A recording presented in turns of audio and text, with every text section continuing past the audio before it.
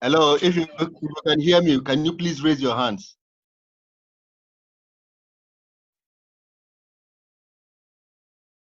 Okay. Okay. Good evening, everybody. Good afternoon. Good morning. Thank you for joining us from wherever you are joining us from around the world. Today is another great day for our BCA Africa webinar series. And today's session will be as interesting as all the others in the past. Today's session will be 90 minutes, hopefully, and we'll start very shortly. Please mute your mics. Be sure to mute your mics. I'm going to try to mute everybody as well. But be very careful and ensure that your mics are muted at all times, okay? Our usual slide information about the hosting company, that is Bainer Capability Academy, remains the same. Take your time, please, as usual, take your time, please, to follow us on social media. All our social media channels have their icons up above here: Facebook, LinkedIn, Twitter, Instagram, YouTube. Please follow us on all of these social media platforms for updates. Okay. We're still working on our ELMS, and hopefully before the end of July, it will be up. So without further ado, I would like to introduce our speaker for today. Our speaker for today is Abato Rafiu Abiola. The man has too many certifications, too many qualifications. I cannot list them. I cannot read them. When you receive the slide, you can read by yourselves. He has everything. He is the engineering and technical project manager for Chi Limited. Chi Limited is now a Coca-Cola company. It's now a Coca-Cola brand, and his contact information are all indicated here under the icons that I have shown here: email, LinkedIn, Instagram, Facebook, and of course his phone number is also here for any personal contacts you would like to make. Abato is a very experienced engineer. He has come a long way, and he has a lot of experience that you will gain from. Ladies and gentlemen, please help me to welcome Abato Rafiu to start his presentation. Thank you very much. Abato, if you can hear me, please start. Hello, everyone. You are welcome to Bainer Capability Academy. Today, we'll be looking at the survivor guide for working with bad and difficult bosses. Based on our culture, we would like to introduce you to the topic by going through some definitions. Okay, who is a bad boss? Who is a boss? To start with, a boss is a person who employs or pretend or in charge of workers. A boss could also be used, another word you can use in place of a boss is a manager. A politician who controls the party organization in a particular district, local government, states, parties, wards, or any person who makes decisions or exercises authority, dominates, and so on. Like you have a boss in a workplace, like you have a husband in a home. In some homes, the wife is the boss. Or any other place, in a workshop, you have the workshop manager. In a car, you have the driver as the boss. In a plane, you have the pilot, the captain. So anybody who control the affairs of an organization or affairs of the people in an organization or in a particular enclave can be regarded as a boss. Or, our conventional way of saying it in this part of the world, we say, my oga at the top is a boss. So we can have a boss being bad or a boss being good. Is there any difference between a bad boss and a good boss? Today, before we go, our focus is to discuss how do we work with these bad and difficult bosses, because we don't need to deceive ourselves. We have them everywhere. You have them at home, you meet them wherever you work. Sometimes you go to another organization, you meet them there. So how do we relate with them? How do we survive working with them? That is what we'll be looking at today. But before we go there, let us understand who is a good boss for us to really appreciate who a bad boss is. A good boss is a great boss. It's someone who inspires their employees to be their best selves. They will identify their employees' best qualities and bring them out. They will pinpoint growth opportunities and share them in a constructive manner and help to develop plans for improvement for their associates. Below are traits of great bosses. Great bosses are very honest. They have ability to mentor staff and provide resources. They are motivators. They are very, very emotional intelligent. Their IQ is there. They are trustworthy. They trust people and people can trust them. They are always willing to deliver open and honest feedback. Open and honest feedback. They say it the way it is to make the employee better, not to break the employee. They have ability to inspire workforce. They have ability to inspire team members. They are self-aware of themselves. They know their capability, they know their strengths, they know their weaknesses, they know their opportunities and threats. They are willing to learn what employees need. They don't believe that they are all in all. They are always ready to listen and learn.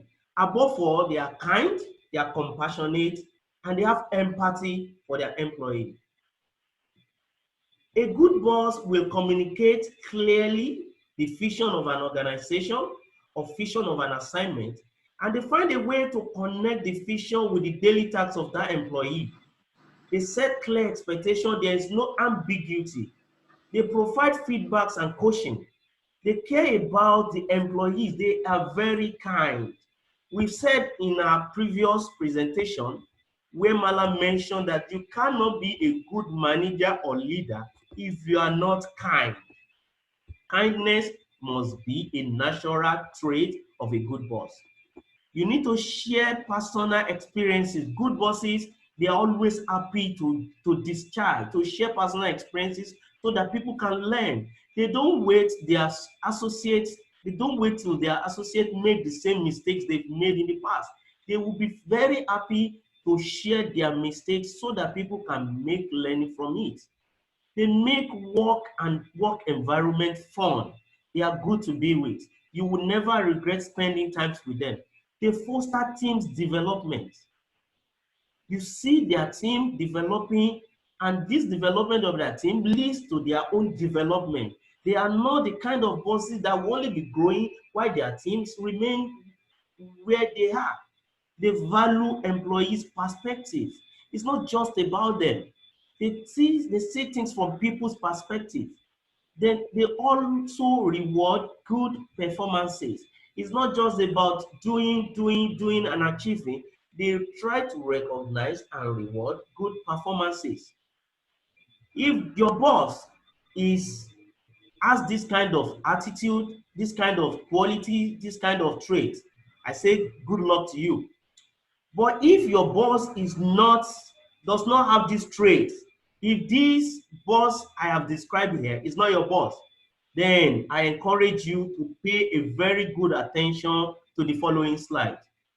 Join me in this ride to understand who your boss is and how do you work to survive this difficult boss. So who is a bad boss? Essentially, any boss who is difficult and hard to deal with, or anybody that has trouble directing and guiding employee to effectively do the work, is qualified to be a difficult or bad boss. What are their traits? Some of them are incompetent. They will give unclear instructions. They will blame others for people's mistakes and their personal mistakes. They take undue credit of others. They are very highly strung and hyper. Their temperament is there. They can unleash it on anybody at any time. They are very disorganized. They act like a power-mad tyrant. You see them, the bosses is all over their head. They don't care. They display it everywhere. In their dressing, in the way they walk, the way they talk, the way they behave, you see that power madness in their head. Any combination of these characters mentioned here or the ones we'll be mentioning in the following slides qualifies you as a bad boss. Whether you have one or you have two or you have three, anytime you are displaying this kind of trait, you are a bad boss. Now, come to today's topic. Like during our advertisements, we told us that this particular uncommon leadership course is in series. We have our full package of part 1 to part 6. If you want to get more detail about this, please feel free to contact Gainer Capability Academy. They will give us the detail of how to go about it. But for today's course of study, we'll be looking at serial 1, which is talking about bosses that are not fit for command. I will be going through these 6 types of bad bosses categorized under not fit for command. In our coming programs, we'll be looking at part 2, 3, 4, 5, and 6, where we'll be looking at bosses that we categorize under that's unfair, the power players, the out-of-band bosses, the ethical challenges, and putting all together, we'll be looking at all of these bosses. How do we survive them? Now, back to today's business. We'll be looking at the no boss as the very first one, the pass the buck boss, clueless but connected bosses, scattered bosses, critically clueless, and a dishonest genius boss. When we go through the slides, we will get ourselves acquainted with this categorization. Now, to start with, the no boss. One of the most frustrating kind of bad bosses is this type of boss. A boss who really isn't there, the no boss. You have the position, you have the seat, you have the role, but it is not occupied. This is the opposite of an overly aggressive, controlling, and micromanaging boss. In his own case, there is vacuum. Is the boss who manages but not managing. Is the leader who leads but not leading. Is the boss often does not make decision at all. He lets things ride until someone else has to make the decision that he should have made as a boss. Is a boss who often does not know what is going on and depends on subordinate associates to know. Every now and then, he calls on an associate or next in command to ask them what is going on when they are supposed to depend on him. How does this kind of person become a boss when we know that they are not fit for command and is not occupying the position? These kind of bosses are very common within the technical expertise. They get promoted into management due to their technical contributions in the past when they have not been made managers.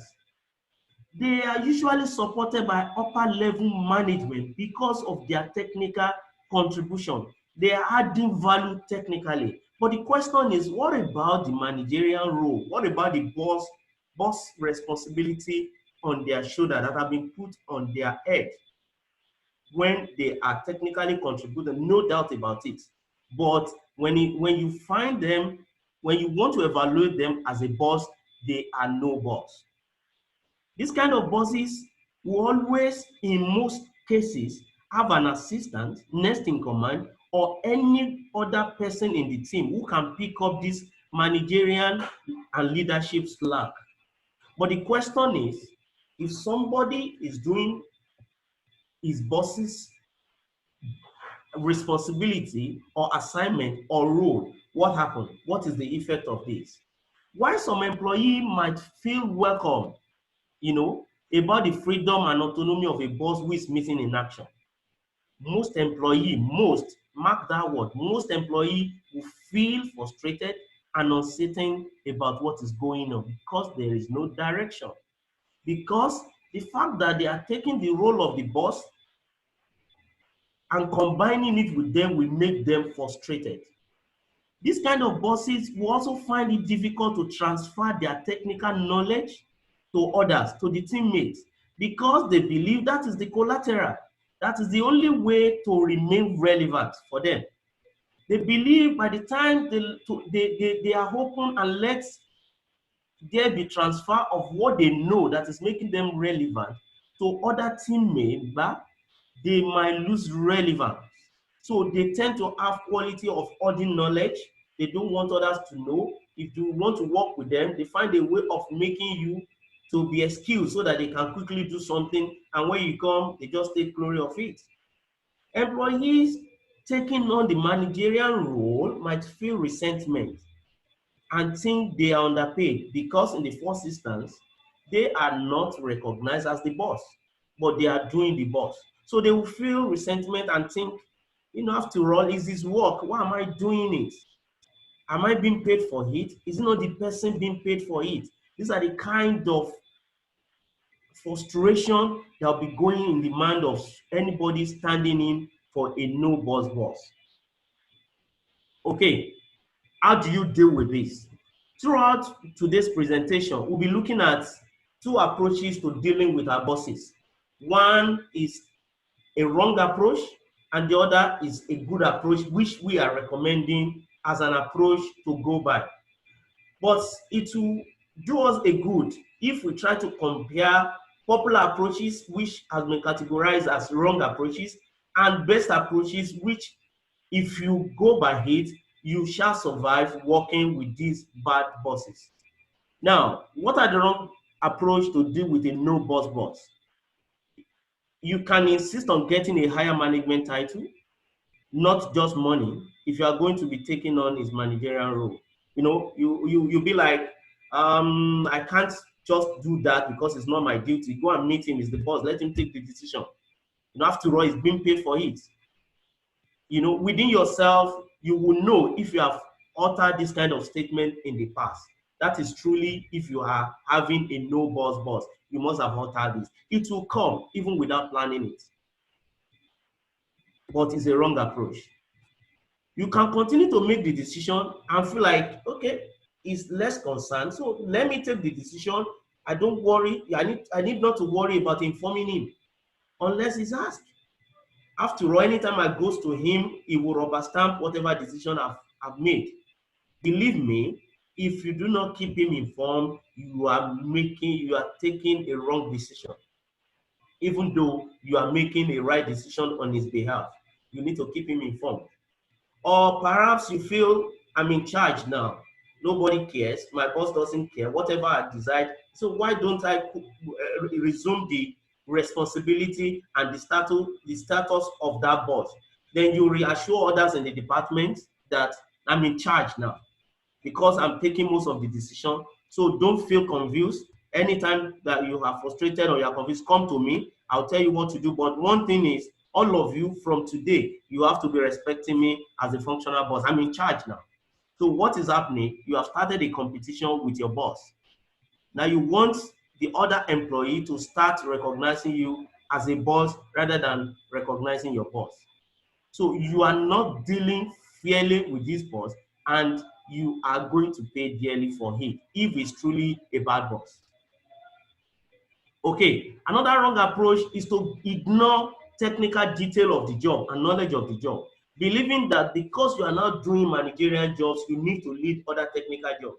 After all, if your boss cannot do his managerial activity, let him take up the technical expert that he knows how to do. After all, if I need to get promotion from these people, I need people's skill to move, not the technical knowledge. You are making a mistake. I would rather say you need to have a balance of the two so that you can move far and also fast. Gather order from the department to confront your boss. That's another approach you might think it will work. You want to do confrontation.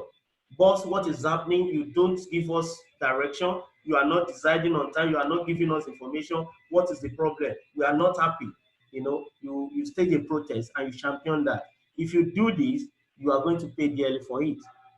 Or you decide to say, okay, I know what to do now. I need to showcase myself and expose my boss. At the next management meeting, I'm going to make everybody to know and challenge him in the meeting that I used to take all the decision, not him. And just for people at the management meeting to know that my boss is not fit to command, is not fit for the position, and I can use this opportunity to showcase myself so that I can be recognized. If you take this route or this approach, you are on your way out of the business. What are the good approaches that we can do, that we can follow to deal with a no boss? Number one, we need to keep doing the great things. We need to keep taking those decisions. We need to keep filling the gaps. We need to keep, assuming the management responsibility which a no boss has created a vacuum for. After all, nature abhors a vacuum. So you need to find a way of filling the lagging and the managerial slacks of your boss. If you have a boss who isn't acting like a boss, it may be because he really does not want to be a boss. There are some people like that, they are just comfortable at their comfort zone. They don't want to be a manager. They are comfortable, come to work, do their work, go home. They don't want to be responsible for other people. But by some situation, they are already occupying that position. If that person is your kind of person, your boss, what do you need to do? What you need to do is you let him be and you continue to take the decision for him, but you must always keep him informed. You must always keep him informed. We highlighted this for you to know how important to always make sure that you need to carry your manager involved. Remember, stakeholder management is a no boss occupying a boss position is still a stakeholder. He must be informed.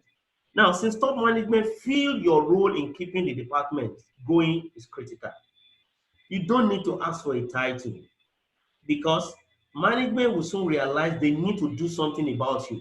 Otherwise, you will leave the organization. So you don't go out asking for more money. You don't go out requesting for you to be confirmed as the manager. Management will take the decision as at when due. Otherwise, you are also preparing yourself for better opportunity either internally or external. So you need to continue what you are doing because whatever you do is actually for yourself in the long run. So that is all about how to deal with a no boss. It's an opportunity. The vacuum is there for you to learn, for you to showcase yourself, but you need to be mature about how you do it. You don't come out and announce your competency. You make management to see it, do it. There's an adage that says that if you want to take your boss's position, you need to dress like your boss. Dressing like your boss means that before you occupy the seat, you need to start discharging the responsibility of that seat. So, and that is your focus of survival by working with a no boss.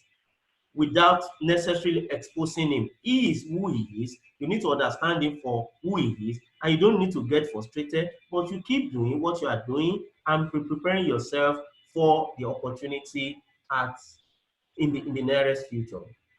Number two, he passed the buck boss. This boss is in over his head.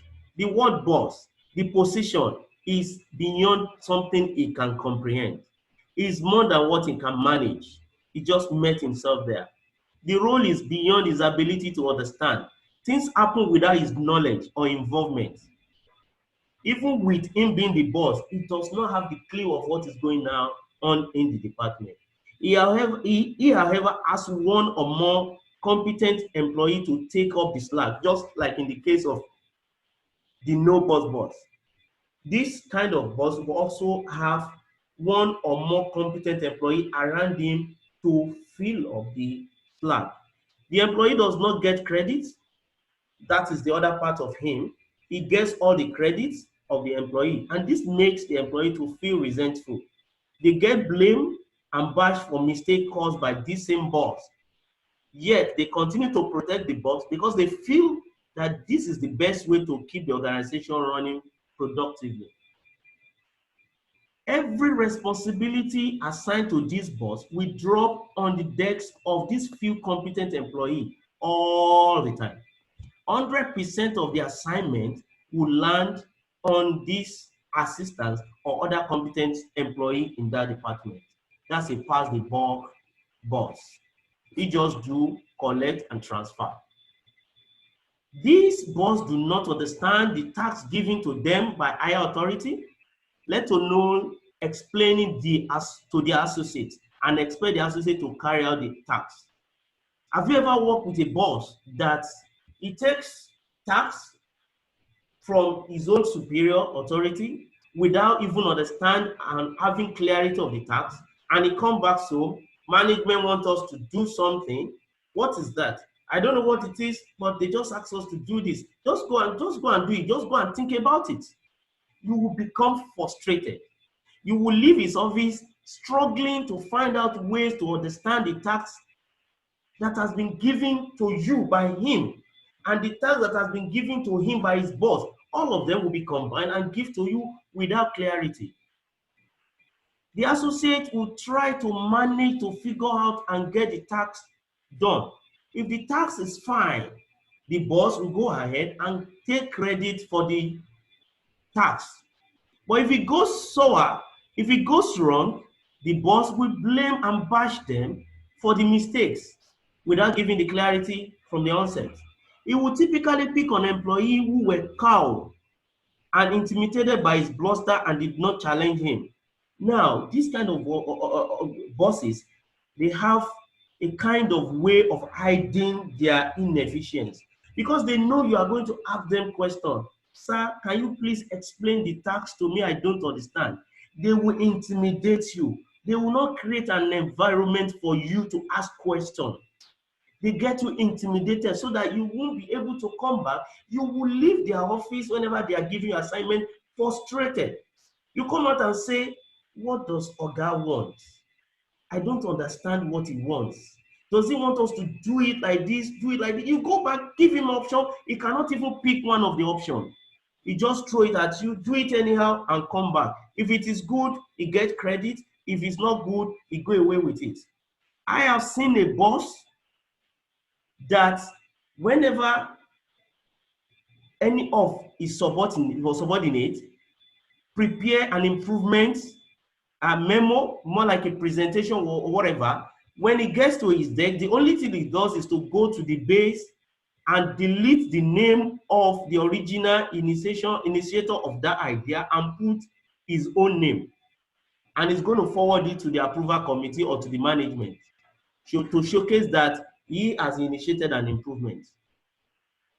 As if that is not enough, if there's any query that comes back from management on this, it's going to edit that same name again and forward to the original initiator to respond to the query and still forward back to the management. That is why he does his own things. Instead of showcasing the employee that has originated the idea, he will not do that. He wants to take the credit of what he has not done. How do you deal with this? Like we said, we will always look at wrong approaches that is common, and we'll look at good approaches that we should embrace after this training. One approach is for you because you are frustrated and you feel resentment. You want to stand up to confront him and challenge him whenever he's wrong. And you believe that when more people do this, that will force the boss to change, or organization may even fire them. If you follow this approach, be rest assured you may get fired before him. That is if he's going to get fired at all. You need to go, you can also think of, okay, I don't want to confront him. Okay, I'll just remain silent. I'll be quiet like everyone. I will not challenge him. I will not even try to find solution on how the department will move forward. I will not facilitate between him and other employee when they have argument. By doing this, you are only prolonging the bad boss situation for everyone else in that department. Even after you leave the organization, it will continue this attitude because you have choose to remain quiet. You have kilted, and they say winner don't kill. Remember, the topic is what? You want to survive. You don't want to kill. Okay. Now, another wrong approach is for you to choose to report to senior management and explain that he's verbally abusing people at group meetings, which is reducing staff's morale and productivity. This may be risky in some environment. Yes, you may do it in some environment, depending your analysis, which we'll still talk about later, to do this kind of report in a meeting where senior management are seated and go scot-free. But I can tell you in 99% of time, this is very risky for you. Because another disadvantage of this is if you do it and go scot-free with this manager, you will find it very difficult to get another manager to accept you because they believe whenever they are deficient, they also have shortcomings, they're going to come to group meeting and report them to senior management. So this is why this approach is not a good approach. Then the question is, what are the good approaches? Okay, we still have some other wrong approaches. Another approach is for you to say, okay, I cannot do this alone. I will canvass other team members in the department to join me to slow down work. Yes, if we cannot challenge him, if we cannot report him, but we must find a way to survive by just making him to, exposing him. Then you decide to slow down work for some days or for some couple of days to show how important and underappreciated all employees under him are. Maybe this will now force the boss to give you more recognition and treat you better, especially when you are the one that is doing the canvassing. But a lie, you may not survive it. In fact, you may not finish the canvassing before the boss will show you a way out. That is why this approach is a wrong approach. Perhaps the more honest or ethical approach might be to protest or show up the boss lacks of organization and tax knowledge to higher authority. But it's a no option to survive. Remember, survivor is our target here. So, in summary, what we're saying here is do not fight your boss. Fighting your boss is never an approach. It's never a good approach. And when we talk about do not fight your boss, do not fight him in the public, do not even fight him behind him. Because he may get to know in one way or the other. If you do, it will make things more difficult for you. I mean, he will wound you. Mark that word. Because they are what? They are wounders.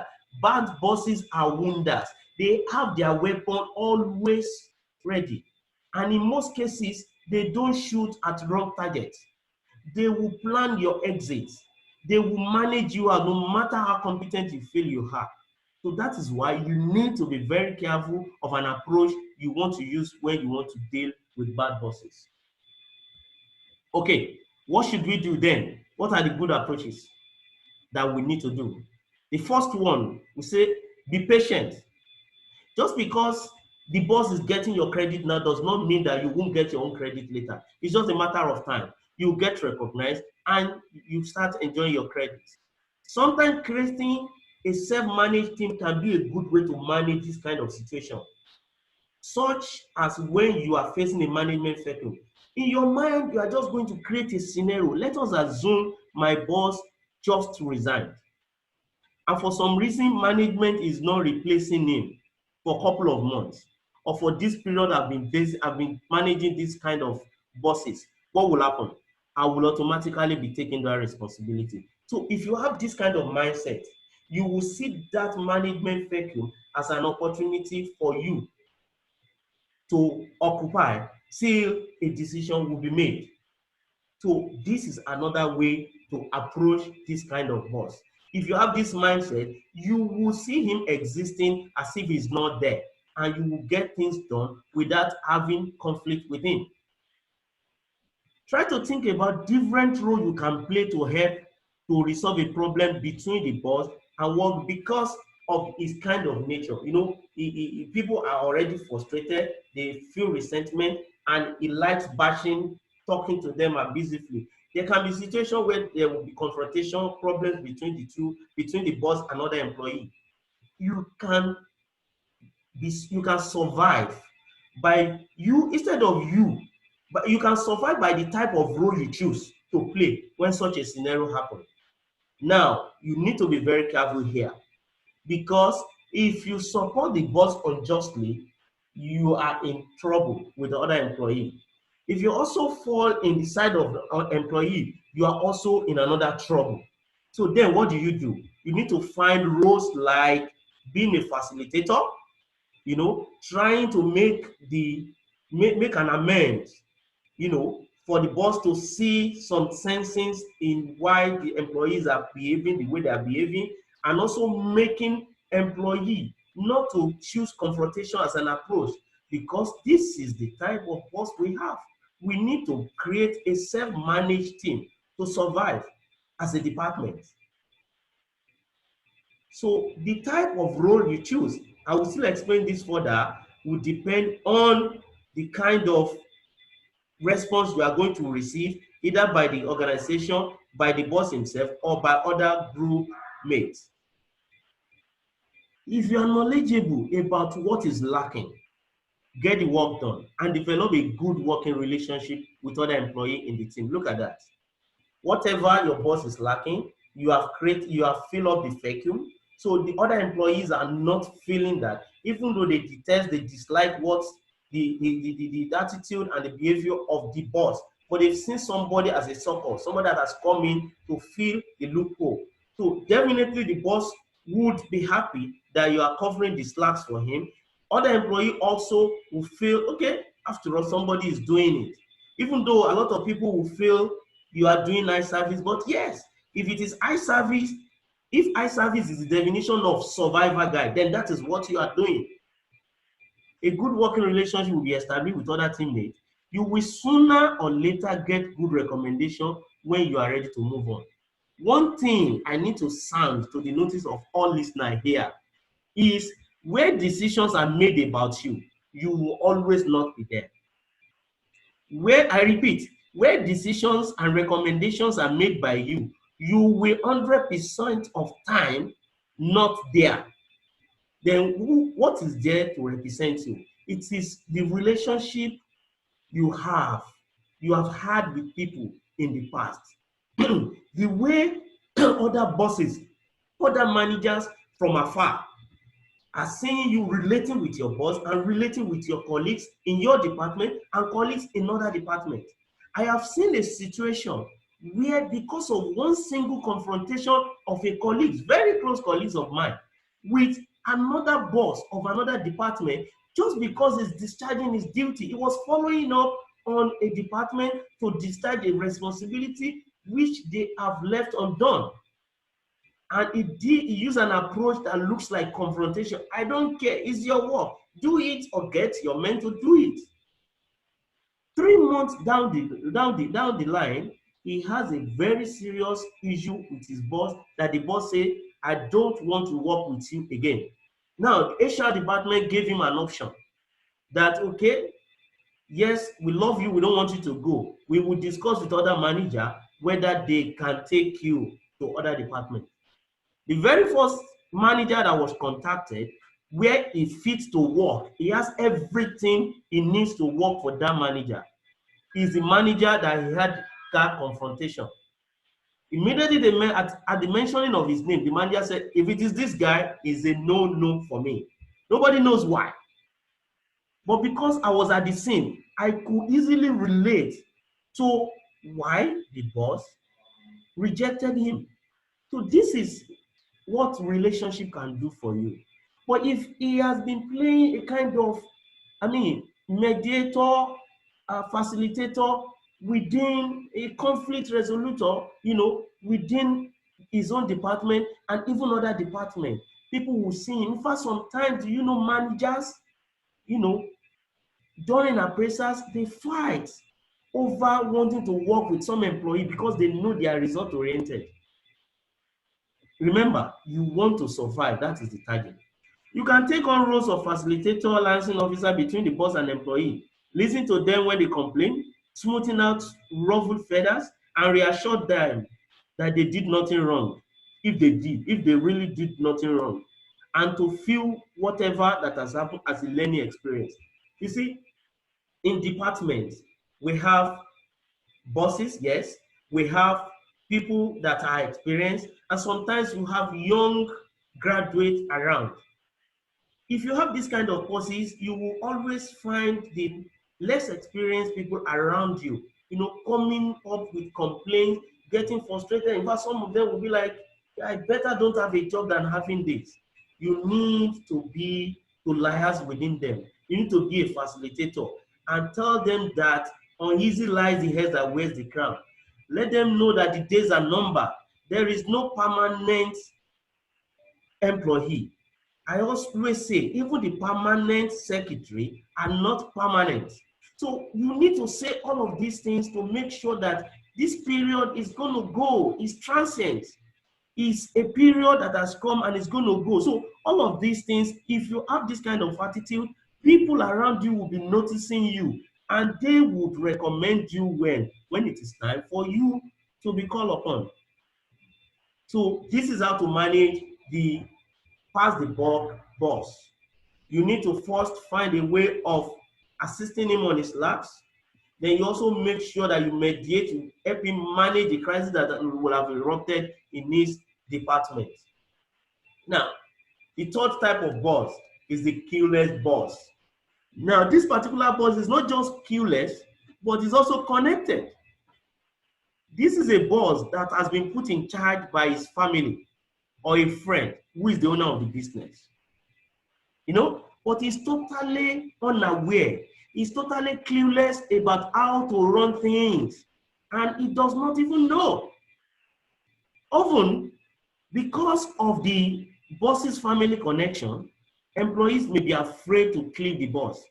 You cannot even let him know that he does not know because you're afraid. They are afraid the boss is untouchable and he is immune to any criticism because of the family ties, because it's very close. He's an in-law to MD. He's from the same hometown with the MD. MD employed him directly. He has worked in previous organization with the MD.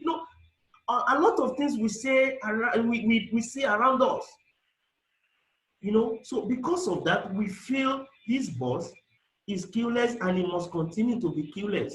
So he becomes unapproachable because of his connection. People are afraid that if they try to talk anything about him, they are out of the business because he will simply call his father, his friend, his in-law, his mother, his sister, anybody, and say, boss, this guy, I want him removed. And you are removed. But maybe that's not the case. And maybe the boss and the family would really like to know what he does not know. And how he could do better. Do you know that it's also possible that this clueless boss does not know? Maybe because he's unfamiliar with the leadership position and does not want to do. Some of them are first-timer, like a young graduate coming from school, but he's a son to Dangote. He's a daughter of the owner of the business. He's a son to the owner, he's an in-law, to the owner of the business. So they could not just leave him, coming to become a learner. They put him as a leader in that department, as a boss in that department. Or sometimes it could even be that In his previous work, he has always been working in silo. He has never been put as manager of people, or perhaps he's promoted because the business suddenly expanded than imagined. And without training, they make this particular person a boss. He has no idea about their work and how to manage the team. This is the problem with a Clueless. But because of their connection, their situation is very specific. A Clueless boss tend to be poor. They tend to be poor judges of their own actions and accomplishments. They suffer from self-enhancement bias, whereby they believe they are better than the rest. Their opinion is the best, and they have had a time accepting or remembering any evidence of the contrary. They find it very difficult that an opinion exists that is better than their own. So they take very funny decisions. But because they are not challenged, because of people are afraid of their connection, they believe that is the best, since everybody keep mute about it. Some bosses are naturally heedless of the subordinates. They turn remarkably oblivious to what the subordinates do, and instead they attend to their own personal need and desire. They don't care of what is happening around them. Just the instruction I give, go ahead and do it. How it affects the productivity, the department, the people in the department, they care less. They could take decisions that would backfire and negatively affect all employee and reputation of the organization because they are unaware. So that is why it is difficult to leave them without managing them, because they could render entire business, to become an history when they take decisions that affect the reputation of the organization. Employees are always afraid to approach them because of their connection to the owner of the business or top management. Top management may also not be aware of their Clueless nature because of the relationship between them. They will listen to them anytime, anyway, more than any other person because they believe they are closer allied. They cannot deceive them. But how do we, conventionally, how do we want to deal with them? But I would say again, there are wrong approaches, there are good approaches. One of the wrong approaches is to try to prove to those bosses that he has stupid idea. Even if it is, tell him you can never follow his idea. After all, it is a stupid one. After all, it is a stupid one, and you can prove it to anybody. So you believe you also know better. You're also full of yourself. You believe you can challenge him because you have a superior argument. If you take this route to dealing with this kind of boss, your case is very easy. It's just going to call his dad. Dad, this is the person giving me problem in the department. Please remove him. That's the end. They will not even do your hearing. Then you will understand that your idea is needed because you still have a job.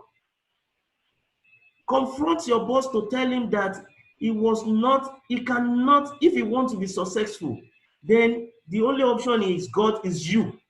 You are the only one that can help him in this organization. No one else.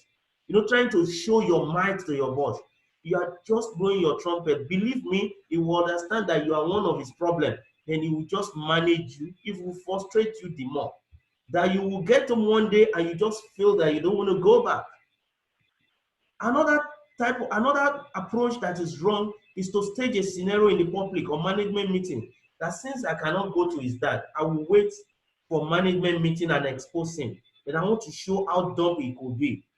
You better don't try this, because if you do, it can cost you a lot beyond repair.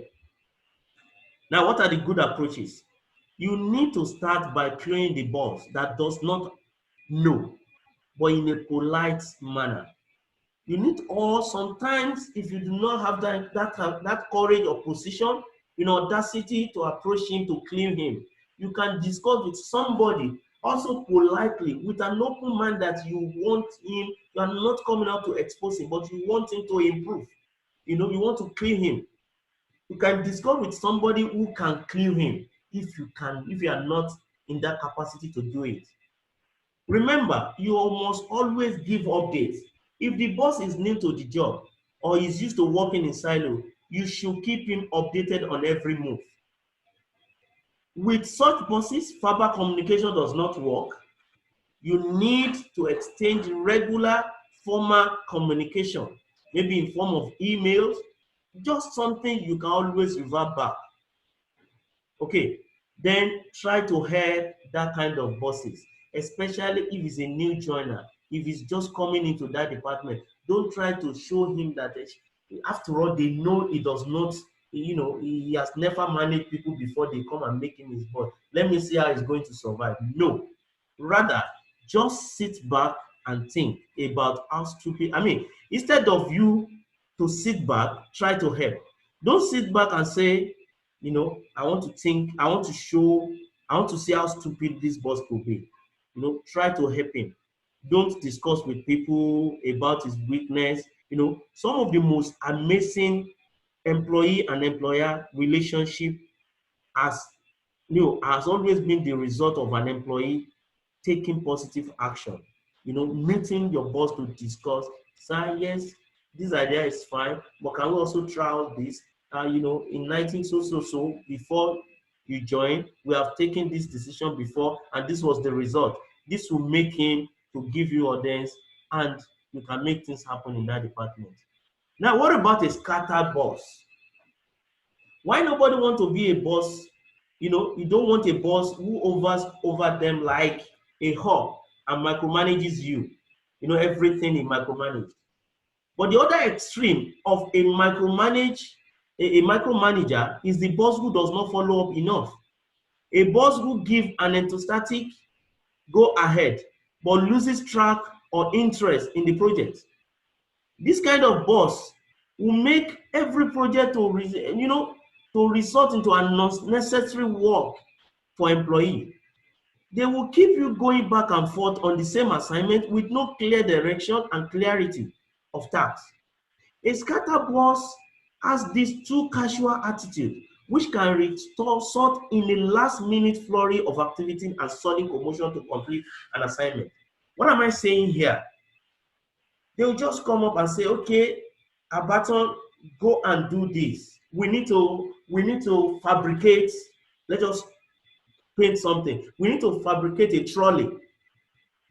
No size of the, no drawing about, no sketches, no idea of what we want to use the trolley to carry, no idea of the weight, no idea of the kind of wheel that should be, every technical detail is not discussed. Abaton, just go and fabricate a trolley. And I give you 1 week to do that. And Abaton, go ahead, make a little sketch, and it started. And that week will expire, it's supposed to expire on a Friday. And all of a sudden, on Tuesday evening, the boss show up in the workshop and say, Abaton, where is the trolley? And Abaton brought out the trolley. He said, no, why are you making it with stainless? Stainless this is a waste of material. You should have used my steel. We are not using it in the production floor. That kind of thing. Because there was no clarity. He has all the information with him, he does not release it. And at the same time, this thing has to be ready tomorrow. But sir, you told me 1 week, and that will be on Friday. No. It has to be ready tomorrow. Do whatever you need to do. Abaton will become what? He will become, confused. He will become bewildered. He will be muddled. He will be befuddled. He will be very uncertain and lack direction, because at that point, he was just planning to probably, put the wheel on the trolley and make it ready against Friday. Now he has to start all over. Now he has to look for my steel. Now he has to fabricate afresh. And above all, he needs to deliver tomorrow morning. And it's already 5 p.m. Obviously, he's going to cancel. He's going home at 5 o'clock that day, do overtime. God willing, if he finishes that day, he goes home. If he does not finish, he has to sleep overnight. This is how a scattered boss can make you confused and scattered. Okay, what are their effects? Even though some employee may like the boss's personality, productivity and morale can be seriously damaged with this kind of employee, of boss. An employee will start to flounder or seriously struggle. When you flounder, when you just struggle to do whatever you want to do because you do not have clarity, no direction. A scattered boss, when you try to engage a scattered boss early enough, in order not to have this kind of front and back, a scattered boss will say, what are you telling me? Go and do it first. Don't you know? Have you not been doing it before? You know, he will find a way to just, because it was not organized, just to let you go start something, and at the end of the day, he come back complaining.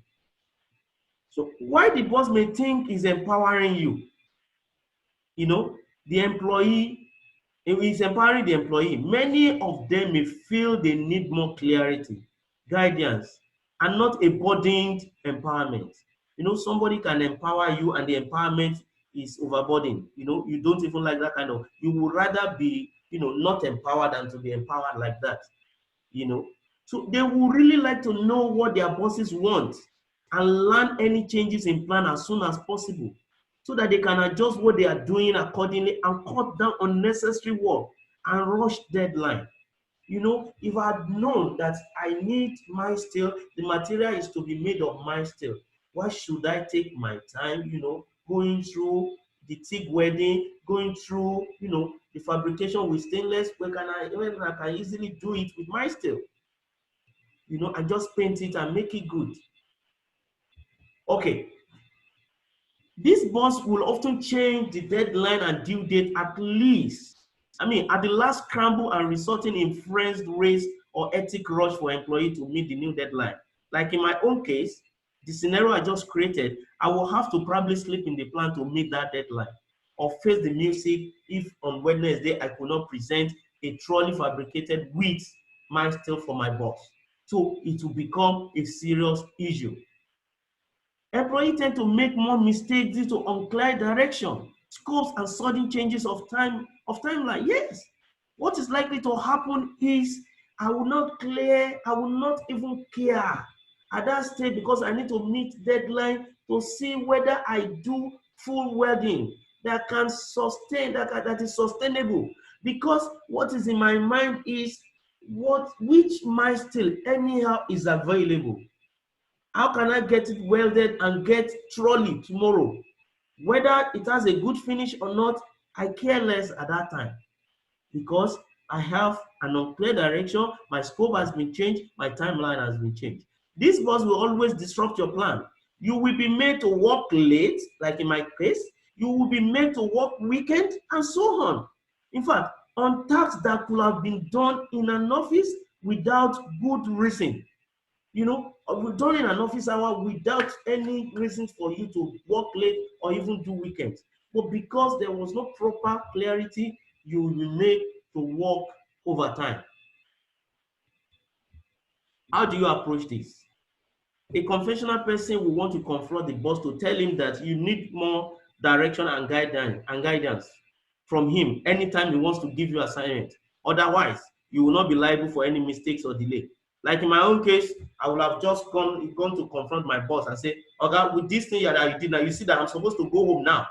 This is already 5 o'clock. You are not coming. Why don't you tell me yesterday that it was supposed to be made of stainless steel? If I didn't meet up tomorrow, it's not my fault to know that you are the cause." Man, this approach will not work. It will not work. Or possibly I just find out from my boss, okay, who gave you this trolley? So that next time, you know, instead of coming to, I will just go and meet them that, okay, I've made that trolley from stainless because my boss did not explain to me. And he told me you need it tomorrow. You can't get it tomorrow because he's just telling me now. So you cannot blame me. This is another approach that will come to your mind. But believe me, they cannot work.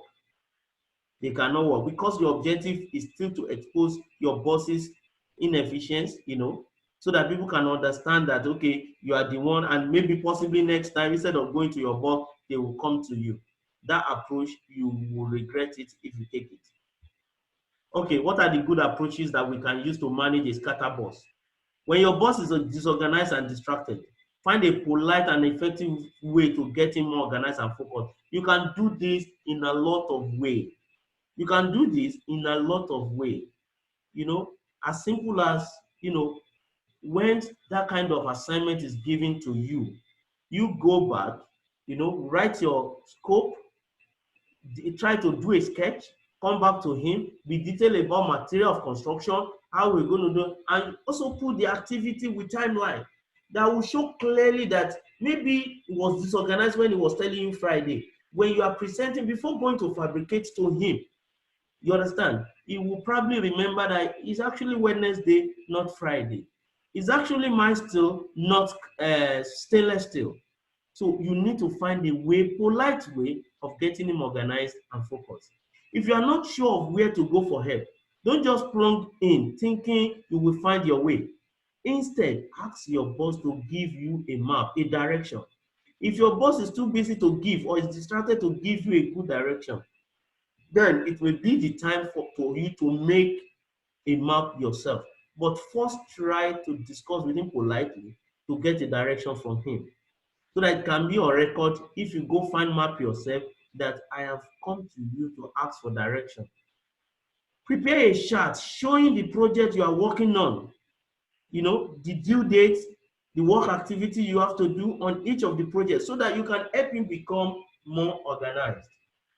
Otherwise, he will use his his distraction to also distract you. Now, the fifth type of boss under not fit for command. Remember, all these bosses we are referring to, they are boss, but because of these attributes of their, they are not fit for command. But they are there, and we must find a way of what? Of surviving. The critically clueless boss. Some bosses can have the best of intentions, yet but clueless about what their plans aren't working, why their plans aren't working. They don't know. They have good plan, they want good results, but they don't know that the reason why it is not working is their making, and they don't want to hear. That is the problem again. They want to make good productivity, they want to make savings, they want to make employee great, but the problem they have is they don't want to hear. They are in a state of denial. They don't listen. They don't make room. Their doors are not open. They are not approachable. They have created fear. They have fenced, themselves away from employee coming around to, show them perspectives. They don't want to admit they are doing anything wrong, so they can continue doing what they feel comfortable doing. It is their way of protecting themselves from having to make changes. They hate changes. They are restrictors of change. They don't want to make at all. Even other employees may not recognize the problem, since they are often getting their information from the same boss, or perhaps it may be company culture or policy. That is the man in charge. Whatever he says is the final. Nobody challenge him. But if it is wrong, and you are certain that it is wrong, now you are the employee, you are the one receiving this instruction now, but you know this instruction is wrong. How do you go about it? In some organization, your input may be welcome when you try to say, sir, I have an idea, which I think it will be better than this. Some organization, their culture will permit that you say this and it will be welcome. But in many others, I say many others, who are you? What input do you have? Is that your responsibility? Are you the boss here? This is a statement you will hear from a critically clueless boss. Because of the power and influence of this boss, majority of employees will be afraid to approach him, because he does not want to know why. He does not want to know why. In fact, he doesn't want you to challenge him. He doesn't want you to come around. Just, I have instructed you, go ahead and implement, even if it does not make sense. Employee may sometimes hide the true result from the boss, thinking he might blame them for wrong implementation of his decision. They've done something right, and it has given a good result. But because they have not used the boss's approach to achieve it, they will lie. They will hide the result. It's a good result, but they will hide it. These things can degenerate to this level. The bosses will kill morale and sense of reasoning of most employees, and turn almost all the work group to a yes team. A yes team. People can no longer reason. This kind of scenario can affect organization so much that it will be eating hard on organization, and organization will not know. For example, you are having breakdown But because you, instead of you as a boss to hammer, to establish a procedure of critical root cause analysis, every day you blame people for why machine is broken down.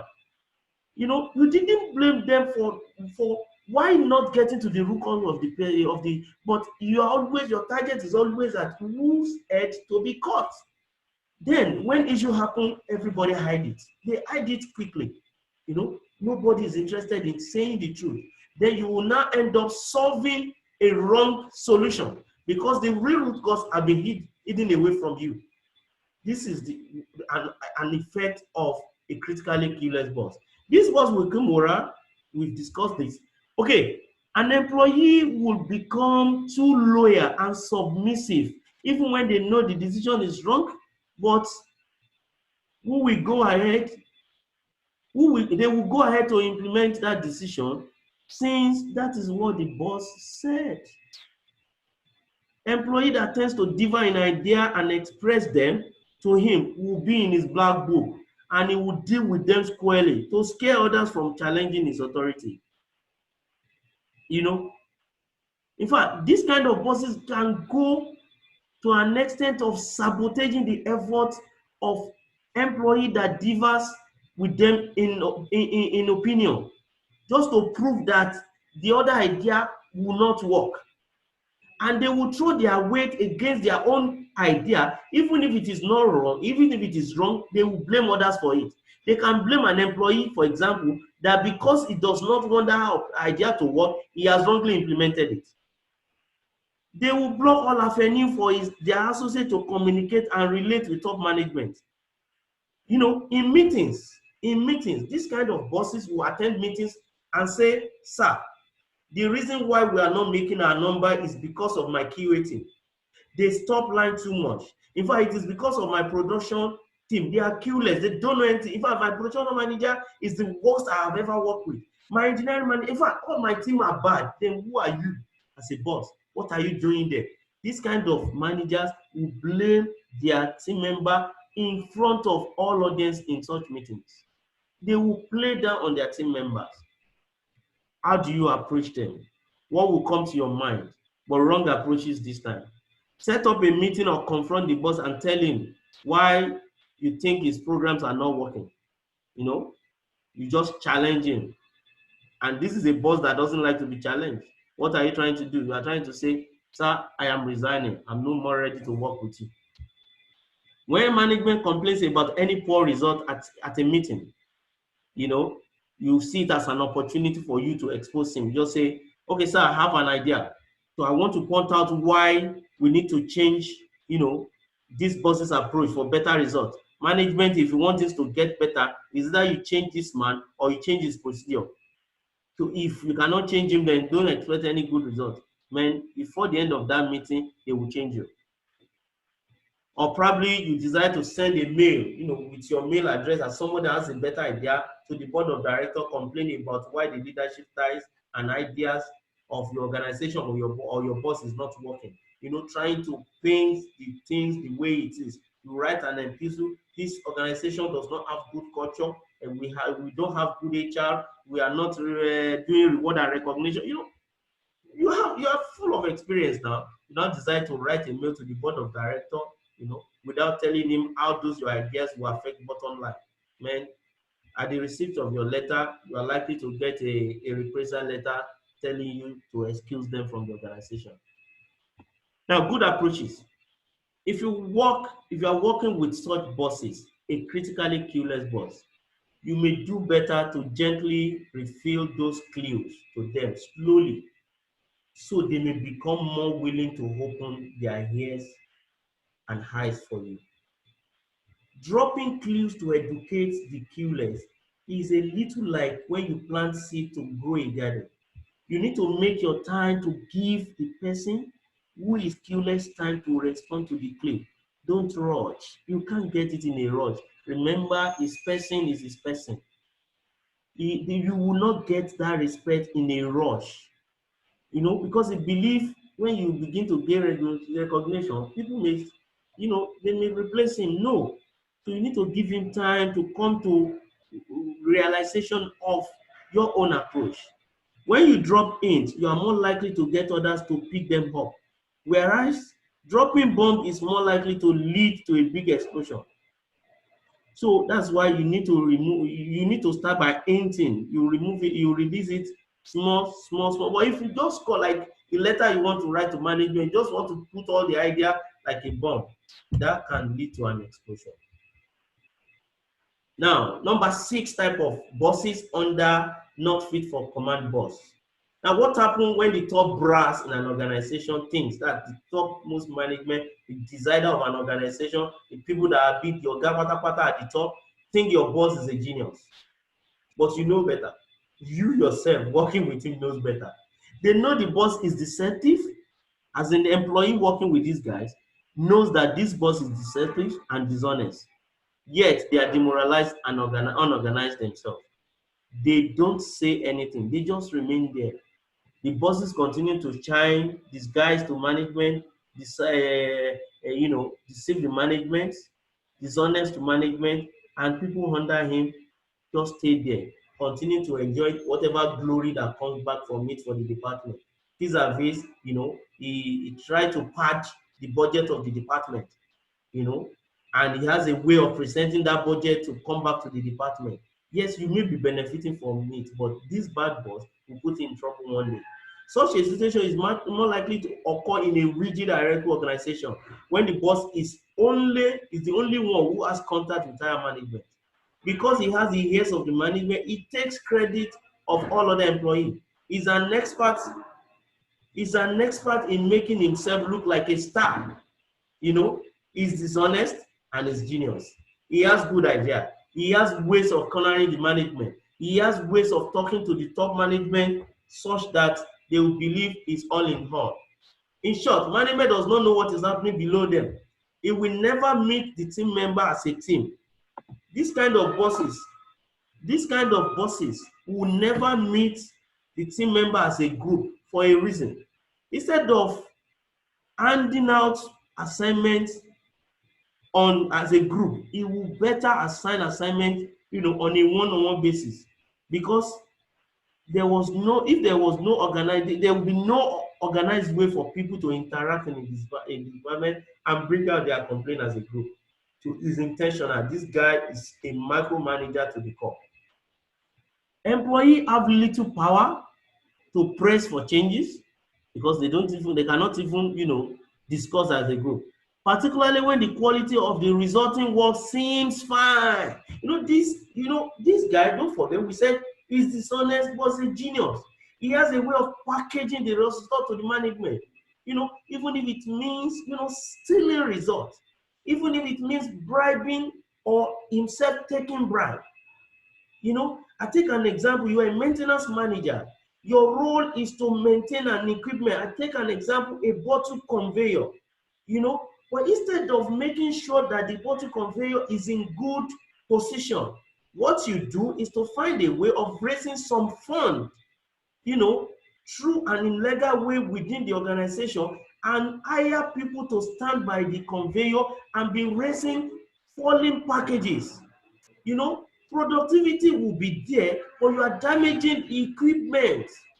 You are not doing your role as a maintenance manager, but you are managing, you are fond of using containment, which in the long run reduce the lifespan of those equipment. You are a genius because the line keeps running, but you have not done the right thing.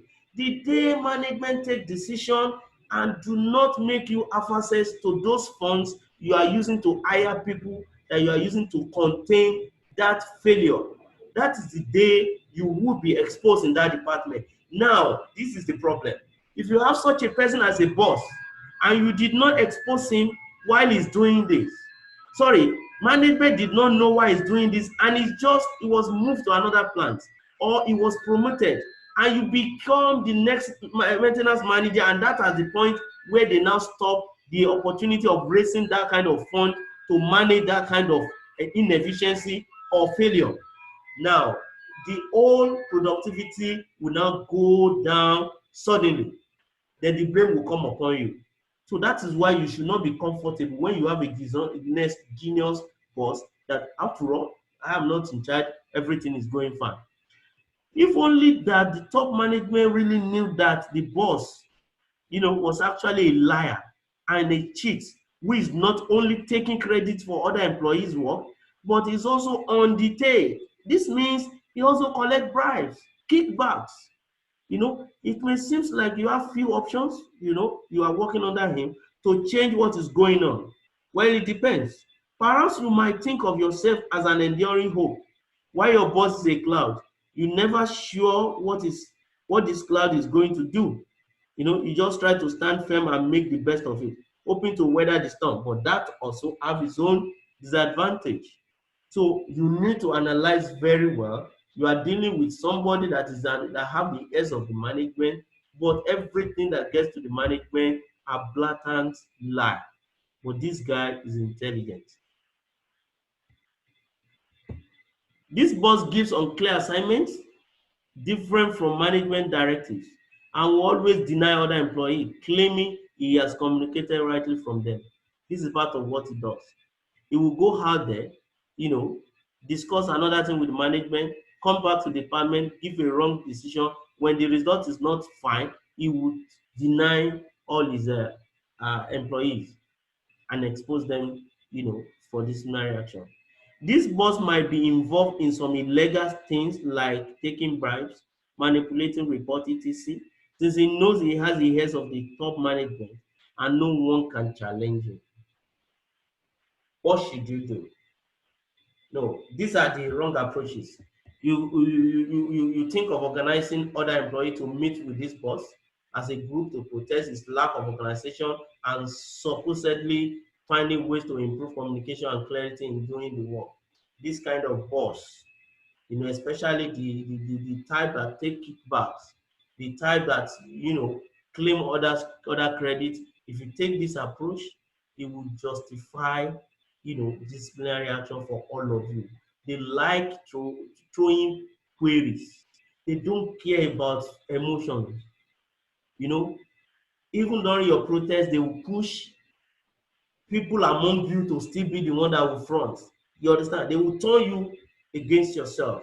Sending a mail to top executive to let them know that your boss seems to be taking bribes or making payouts to vendors. An appeal above his head is a very risky. Yes, it's an approach, but it has to be carefully taken, especially in an organization that is not well structured and cultured.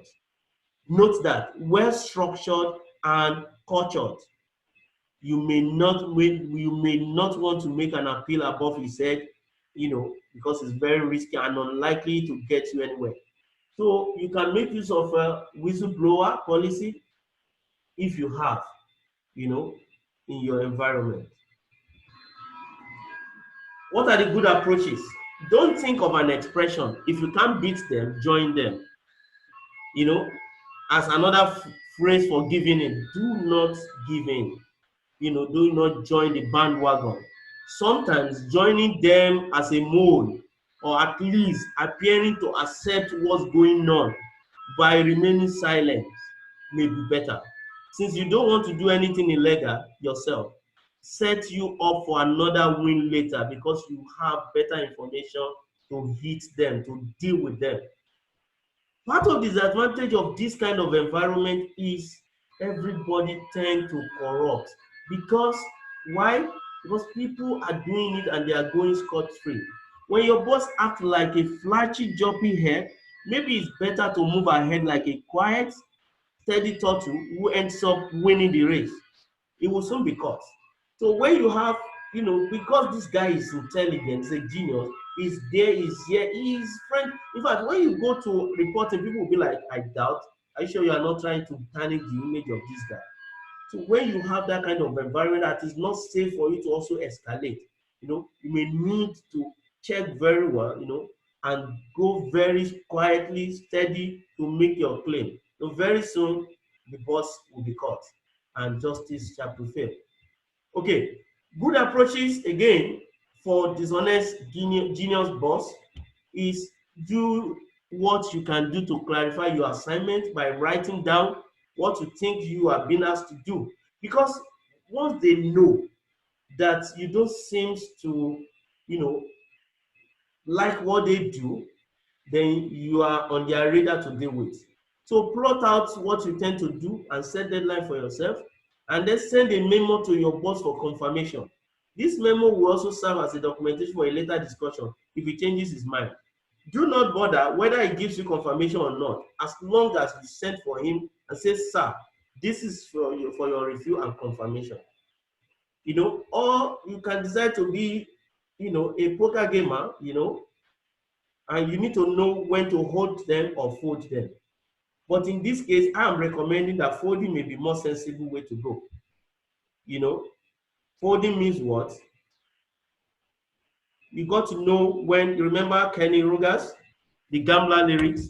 You got to know when to hold him, know when to fold him, knowing when to walk away, or knowing when to run. So this is a very tricky way. It's a game now. You are a gamer now. You want to play. You have a card at your hand. You know when you need to take more cards, or probably when you need to fold the one in your hand. Preparing to, check the game and become a winner. So having gone through these 6 types of bosses that are not fit for command. Now let's look at 14 common extreme behaviors of bad bosses. The following reflect 14 common extremes of behavior that characterizes a bad boss. You may want to come up with more too, yes, because of different experience, diverse organization, different people you've worked with, your level of operation when you are working there, you can have. But we have this 14, and we believe that virtually characteristics of bad bosses will fall within this 14. No, a boss can be too aggressive, or it will be not aggressive at all or enough. Look at it. If you are on the right side, that's too aggressive, or you are not aggressive at all. You are very weak and wishy-washy. You can create a problem for your associates. Because if you are too aggressive, any little thing, you flare up. And wherever they want you to actually come out, you are very weak. You don't, you are just there. You won't move. So you could be a bad boss. Or a boss that is too controlling and manipulative. He's always in charge. Everything like this, he wants to be in charge. Even things that does not concern him, he wants to manipulate everything. Even things that are very glaring like this, he still wants to corner it. It's a trait of a bad boss. Or a boss that is not controlling enough, including power play. It's just there. He just wants to play games. He's not ready. Or a boss, look at this will shock you. Or a boss that is too organized and structured. A boss that is what? Too organized and structured. The question is it wrong to be organized again? But we're talking about extremely organized and structured boss here.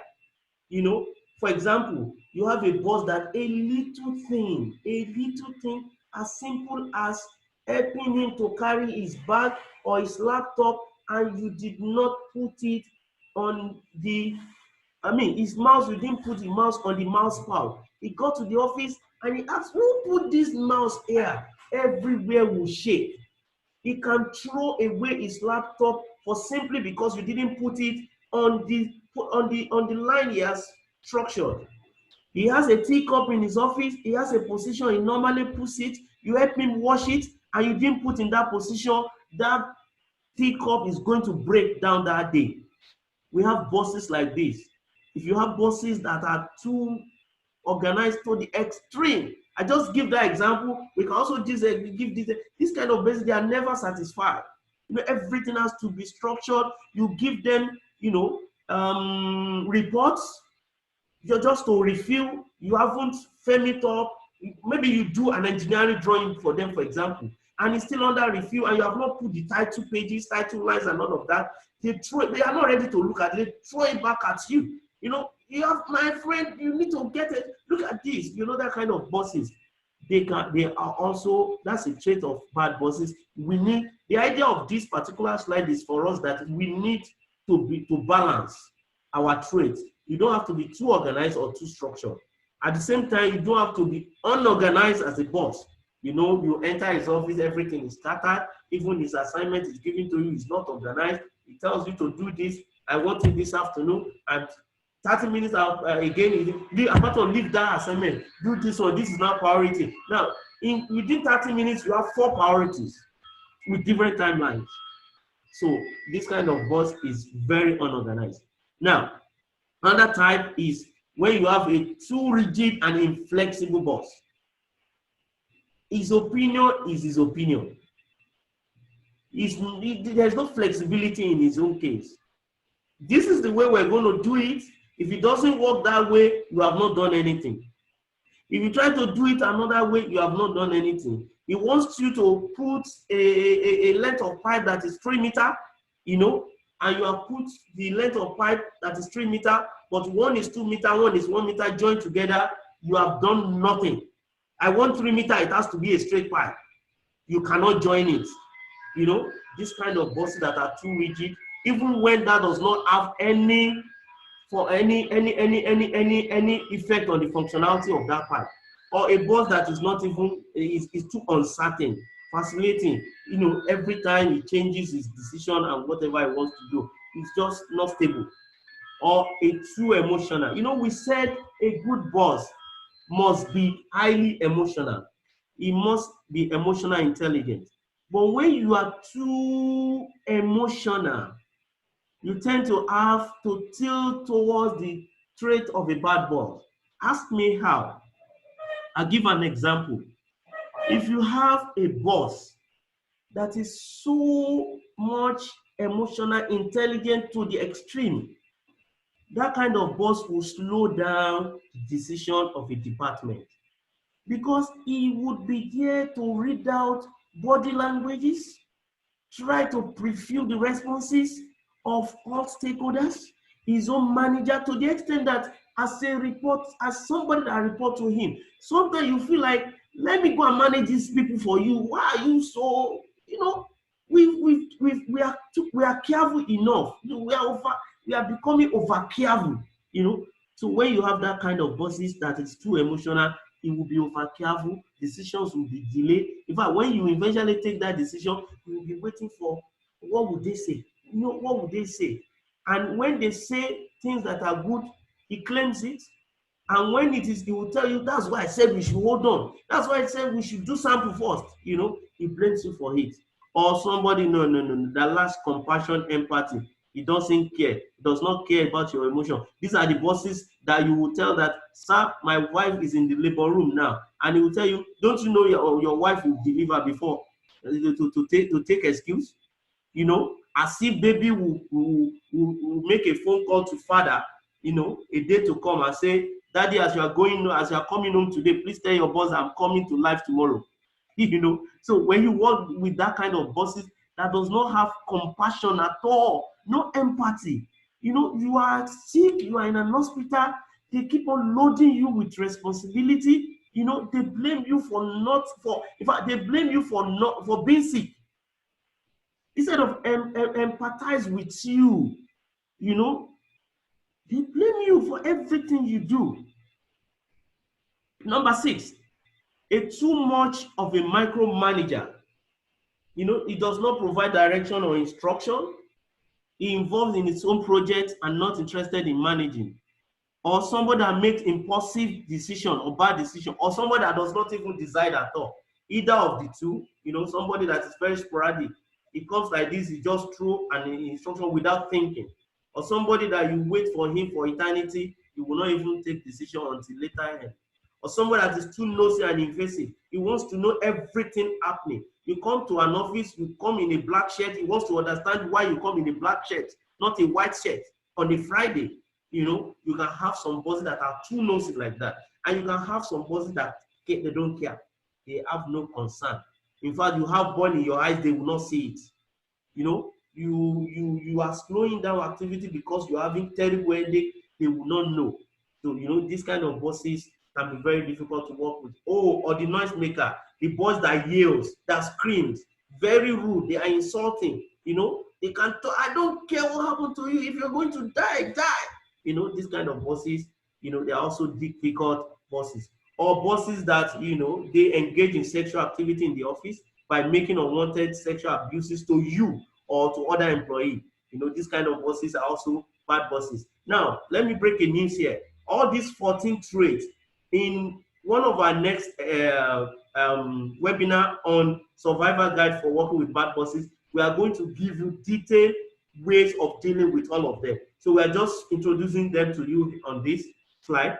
Involved in criminal activity, we have bosses that are involved in criminal activity, they don't care, and they also ask employees to cover up or participate in those activities. So if you are not on their side, you are in trouble. We have bosses that cannot be trusted because they make promises and they do not keep to those promises. They are liars. We have bosses that are unfair in playing office favorites, you know, favorites, or not giving proper recognition or credits. You know, you do something, they didn't, you know, they are unfair. For some reasons, it could be they want to be unfair to you because you are not going to the same church or mosque with them, because you are not speaking the same language with them, because you are not from the same state of origin, because they have an in-law in the department. How can they give you, you know, meet and exit when their in-law is part of the department, even when the person is not? And even in the assignment of responsibility in the department, they try to favor some people than another. Or my favorite one, the too much of a perfectionist. We have some, you know, it's good to be a perfectionist. I think I'm one of them. But when you are too much of a perfectionist, you tend to miss your deadline. You tend to frustrate everybody that work with you. They can never satisfy your requirements. You know, when you have that kind of person as a boss, you will sweat. It will be difficult for you to manage them because little is not enough for them. These are people that understand what the difference between white and off-white. You know, these are the people that will tell you, you know, you got, you know, the way they do their things is just too perfectionist. They, in fact, these are the people that when you have young graduates working with, they would really suffer because the expectation they would expect from somebody that has put in 10-20 years experience, they will be expecting the same requirement from a young graduate that have not even been trained. So when you have that kind of perfectionist, you need to know how best to manage them. And just a general guideline for us, before you take any of the decision, any of way to strategize to manage any of these bosses, every situation is different. Please take note of this. Every situation is different. This 6 guideline is very key. And before you think of what to do and how to deal with your boss, you need to understand this. And that is why you need to follow us to know when we are going to discuss these 6 factors in detail in BCA, you know, Banner Capability Academy. Every situation is different and needs to be strategized on a case-by-case basis. You don't generalize, considering a number of key factors. For example, the fact that I have worked with, you know, an Hausa man as a boss, you know, and I don't have problem with going to mosque on a Friday, does not mean that the next Hausa boss you are going to have will not have problem with you going out on mosque on a Friday. I just use that example. The fact that I have worked with an Indian boss who cares less about my well-being does not mean that the next Indian boss is going to be the same. The fact that Mr. A is finding it difficult to work with Mr. Baton does not mean that Mr. B is going to find it difficult, because it could be that Mr. A is not enjoying Mr. Baton's style of leadership because of his own prerogative, because of his own personality. So that is why, number one, your boss's personality and reasons for his behavior, you must know. If you don't know, you are not ready to take this journey of survival guide. Your organization size, culture, norms, and standard play a key factor. Play a key factor. You can't do without it. The way you are going to manage boss, you know, in a very lateral organizational structure is different. The way you're going to manage a boss in an organization that are not unionized is different. The way you are going to manage a boss in an organization where the HR manager will say, Once whatever your boss says is the final. When your boss says he does not want you, who am I? It's different from when you have an organization that has disciplinary, practice, the processes standard in place to manage every conflict and incidences around. Your own personality, needs, and career goal also matter.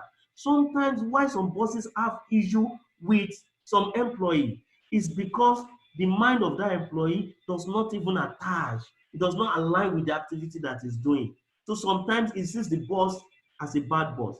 For example, an employee that has his mind outside on his PPs, personal projects outside. Maybe somebody that is preparing himself for retirement or for resignation, he wants to start his own business outside, and at that particular time, his mind is, diverted, his loyalty is diverted. He will, anytime the boss wants to give him an assignment that will make him not to attend to that personal project, he tags that boss as a bad boss. So how do you need to define your own personality? Your power and position compared to that of your boss is very important. It will be shocking to you that you can be an employee and you'll be powerful and well placed than your boss in an organization. The way you are going to deal with that boss is different. For example, you have a boss, but the owner of the organization is your father. So the way you're going to deal with that boss is definitely going to be different. Then you have a boss position. Your boss position in the organization, whether it's the owner of the organization, is also different. Consider yourself reporting directly to the MD or the owner of the boss, the chairman. You are the secretary of the chairman. And he says, don't go home. If you go, don't come back tomorrow. And you say he has not given you query. Man, the HR director that would give you query will also ask not to come to work tomorrow. How other employees feel about the boss's behavior? Because sometimes the problem may not be the boss, but you. So you also need to evaluate and analyze the behaviors, the interpretation of other employee about the boss before you make a judgment. Thank you very much. This takes us to the end of our first series of survival guide for working with bad bosses that we tag Uncommon Leadership Series, not fit for command. Thank you. Madam, you can take over from here. But if he takes credit of the good work, well done job, and he blames you, he holds you responsible for the one that is wrongly executed, then he is a bad boss. Okay, one more question. I don't know what is happening. All the questions I saw before, they are not appearing here again. It's probably because of my network. I have lost some things. I do not know, but there is one more that just came in.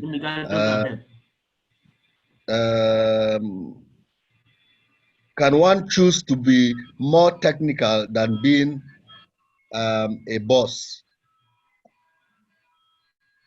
Okay. That's the question.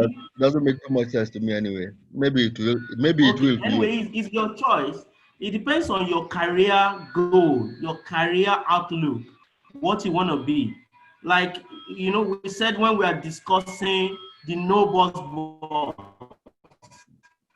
we said some of them doesn't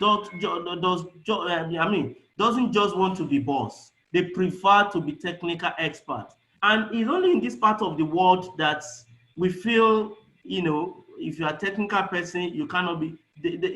In some organization, there are different routes for technical people to grow, and there are different routes for managerial people to grow. So you can be a technician, for 35 years, and you are well remunerated, you are well placed, you are on the grade level, good grade level, or just that your developmental pattern, your career growth is on technical line, not on the managerial line. So if you choose that, and you are in an organization that are also structured like that, good for you if you choose to be technically inclined. It could also be that your mind, your career goal is you want to leave that organization and set up your own technical business. So you need more of technical skill you want to use to manage that organization when you eventually set up your own. Good for you. That's why you choose to gather all the technical expertise you can gather rather than sitting in an office and become a manager. But the best approach, like we said, is to maintain balance, because eventually when you go out and establish your own technical setup, you also need managerial skill to run the organization. Thank you. Okay, thank you, Abato, and thank you, everybody.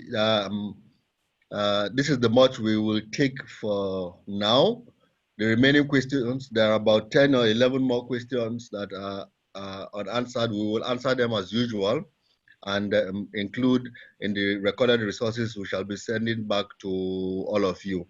I thank all of you for joining us once again. Please watch out for our recorded resources email that will come to you latest Monday morning. That is if we do not send them tomorrow, Sunday. But latest Monday morning, please watch out, check your inbox and ensure that you find this email, open them, and download the resources. Thank you for your time, everybody from wherever you're joining us from around the world.